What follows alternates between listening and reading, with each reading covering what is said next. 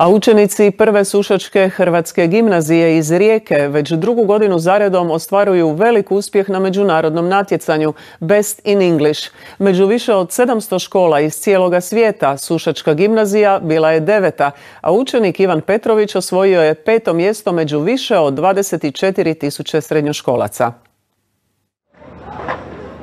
Za međunarodno online natjecanje Best in English prijavilo se 50 učenika Sušačke gimnazije, a najboljih 20 među njima donijelo je bodove školi. Ivan je ove godine briljirao, a engleski jezik kao i njegovi kolege i kolegice od malena upija iz raznih izvora. Ono što volim raditi ne samo u školi, nego i prije srednje osnovne škole u svojem ranom djetinjstvu, te aktivnosti kao što su praćenje sportova, gledanje televizije, video igrice i glazba u velikom dijelu, jednostavno to je sve povezano sa engleskim jezikom i onda nisam pokušavao nikad učiti, nego jednostavno time što sam uživao u tim aktivnostima sam usput slučajno naučio engleski na takvoj razini. Mislim da smo mi svi općenito jako izloženi tom jeziku, to je globalni jezik, posvuda je oko nas filmovi, mediji, serije, glazba, sve što je u nekom velikom mainstreamu je na engleskom, tako da se lako uči od malene dobi. Leo kaže da su mladi danas izvrsni u engleskom, ali većinu barem malo muči jedan dio da bi savršeno vladali njime.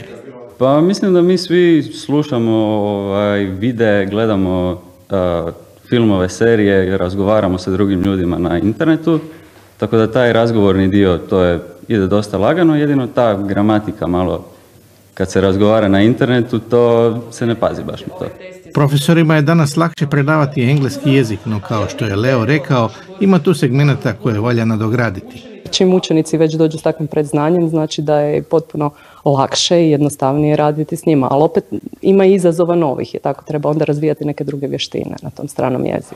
Većina ovih gimnazijalaca kažu da im izvrsno znanje engleskoga neće utjecati na izbor fakulteta, no olakšava im mogućnost studiranja u inozemstvu. Danas većina sveučilišta ima i programe na tom jeziku, a nastave se na mnogim fakultetima može pohađati čak i od kuće putem interneta. S nama je Dina Linić-Učur, ravnateljica prve Sušačke hrvatske gimnazije. Dobro vam večer. Dobar večer vama. 9. na svijetu i prvi u Hrvatskoj. Je li to prvi veliki uspjeh vaših učenika, a time i potvrda rada profesora? Tako je. U 2023. 9. mjesto na svijetu i prvo u Hrvatskoj. Ono je bilo prošle godine, znači 2022. i bolje, ekipno 7. na svijetu. Međutim, prvi puta ove godine imamo individualni tako visoki rezultat kao što je Ivanovo peto mjesto među 23.714 učenika. A što se tiče drugog dijela vašeg pitanja, naravno da je to potvrda rada i nastavnika, ali definitivno i rada učenika. Iza svakog uspjeha stoji naravno motivacija, predan rad, ne samo talent. Koliko su mladi ljudi toga svjesni, budući da uglavnom i nisu svi zainteresirani za nastavu? Pa talent bez rada nije nikakva garancija. Za rad je opet potrebna motivacija. Ono što mlade ljude motivira je definitivno ljubav i interes prema nekom području.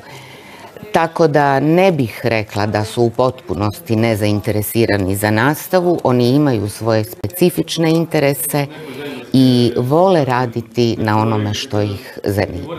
Učenica jedna je već to djelomično i potvrdila. Engleski je, znamo, globalni jezik, već ga znaju i predškolci. Koliko sama ta činjenica utječe na motiviranost učenika da ovladaju dobro njime? Pa da, engleski jest globalni jezik.